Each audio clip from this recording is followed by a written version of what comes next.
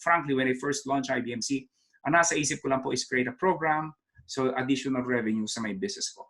But then, when I start serving Filipino market, the Philippines, doon ko po nakita really yung sort of a mission. The back then, hindi mo pa masyado maintindihan. Naririnig-rinig mo na that there should be a mission in life, that there should be a purpose in life, you know. Because for a very long time, before po ako nag-enter sa Philippine market, remember, I don't know if you heard of my story as selling ebooks, Christian market, I primarily serve international market. US and Canada, and Australia, and Europe, basically English-speaking. From time to time, nakakakuha po ako ng Philippine market. But there's no coaching program. I don't get a chance to communicate with anyone really other than just an email. Wala po mga weekly webinar na ganito.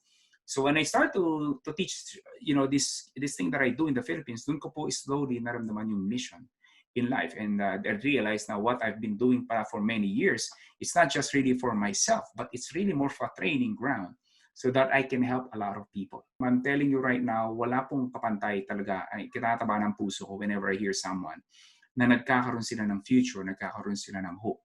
Hindi naman po lahat naging milyonaryo. Marami are, some are, many are, but it is giving them hope, giving them a chance. Now, wait a second. May technology tayo. May cellphone tayo, may internet. Why we just keep on watching Netflix and YouTube? And right? Wala namang masamang manood, no? Nanonood din po ako. But what if you spend 80% of your time something that produces money?